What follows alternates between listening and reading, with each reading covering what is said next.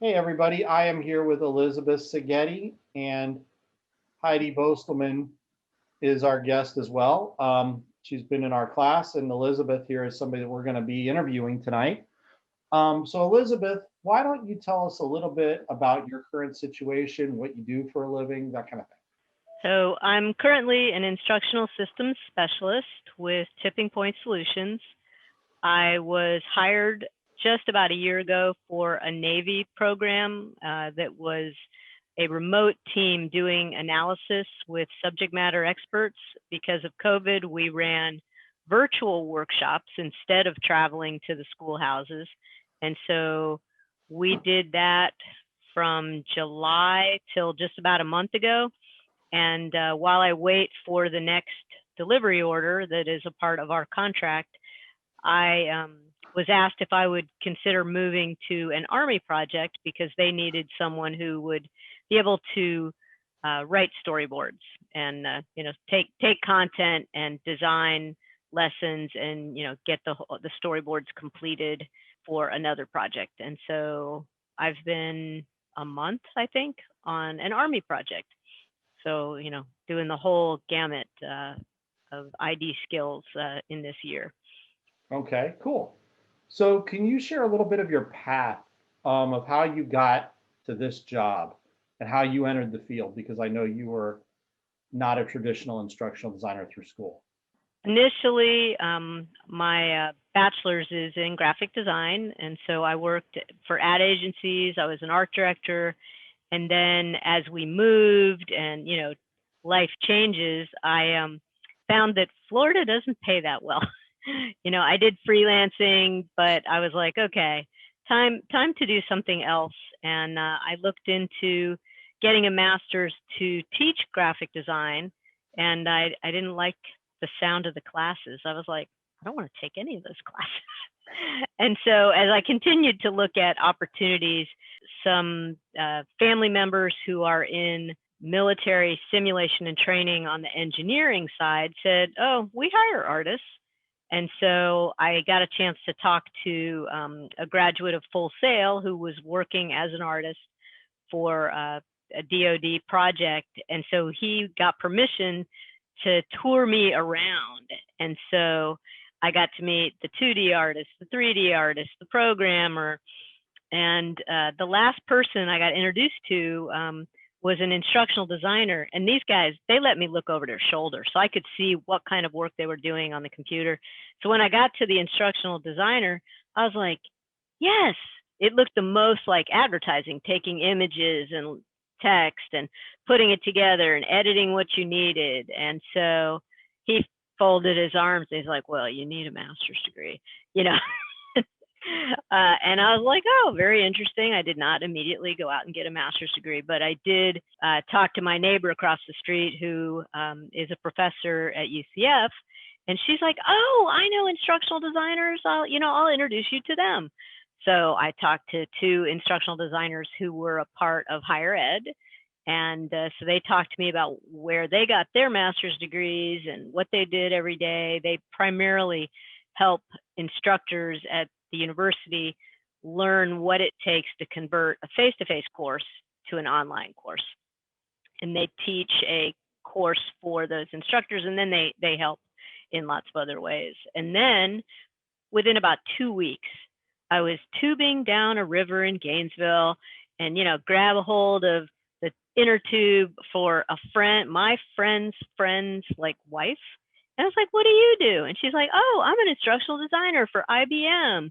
And so I was like, okay, I see the flashing neon arrow, pointing me to this. And so I went to the UCF grad fair and learned about the graduate degree in instructional design. And I looked at other graduate degrees.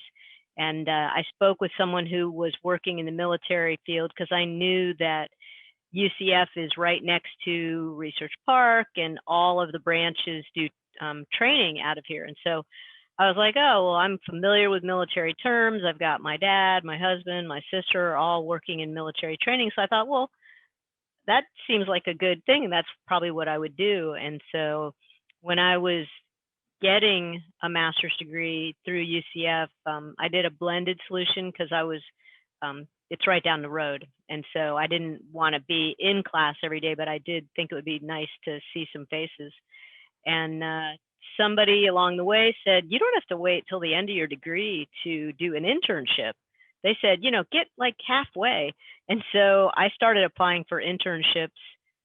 I'm not even sure I'd completed 20 credits out of 36, but I had at least 4 classes done, and I was in another 3 classes. And so I got hired for a military place that the university had. We had a listserv, and somebody advertised, and so I went to interview for what I thought was an internship. They were ready to hire me full time, and I was like, hold on, I'm in 3 classes. I can do 20 hours a week. That's what the internship's supposed to be. And so as soon as I graduated, they were like, okay, and now you're full time. And so I worked there at Corsair Engineering for about 3 years. And then I worked for Victor 12, doing, it wasn't so much DoD as Veterans Administration. So we did a lot of training for staff to make decisions on veterans claims.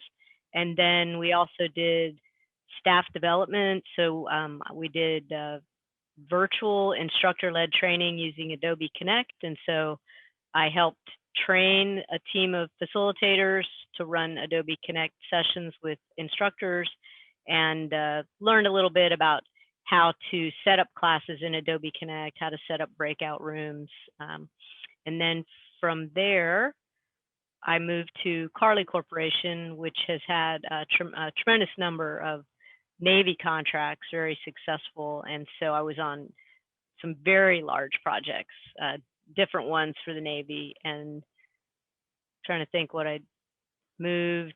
So it was a lot of storyboarding, did a little side, project that was knowledge capture. It was a part of the Navy's modernization of training that they're doing across all of the ratings, all the jobs in the Navy. Is that the large Navy job? Sailor 2025 is a huge project that has pieces everywhere. It's still ongoing, but one of the early steps was knowledge capture. We would go to the schoolhouses and interview the Navy instructors and ask questions about everything that is a part of the current courses that's not written down. So we would have a lesson plan and we'd have a trainee guide, but we didn't know how long they spent per objective, what other resources in the classroom did they use, and were there mnemonics, things like that. And so we gathered all that information. So I spent about a year in knowledge capture. And then I was back to storyboarding, design and development on a Sailor 2025 content conversion, taking all the results of the different analyses and making that modernized course. And then I had a chance last summer to move to Tipping Point Solutions to do analysis. And so there are multiple analyses before they get to content for the modernized course. And so this last year, we were doing yet another analysis for all the gaps. It had already been determined as, these proceed, that there were things for which there was no formal training. So we talked to instructors, we talked to subject matter experts from the fleet, and tried to determine, okay, there's no training. Is that because it's so easy? Should there be training? And then if there was going to be training, what would it be? And so that was this past year, and I'm waiting for the next contract to come in. I would go back to that. And in the meantime, I am storyboarding for an Army project. And so it's all new acronyms for me to learn. So can you explain what DoD means? Because the folks coming out of K-12 may not know that term. So the Department of Defense is DoD. And when instructional designers who work on military projects use the term, we mean a military customer. We mean Army, Navy, Air Force, Marines, and Coast Guard. We don't mean other government agencies. And there are other government projects, but when we say DoD, locally, especially in the Orlando area where all the training is done, there's a lot of small businesses, we mean Navy, Army. So I've done work for Special Forces, for the Navy, for the Army, and the Marines.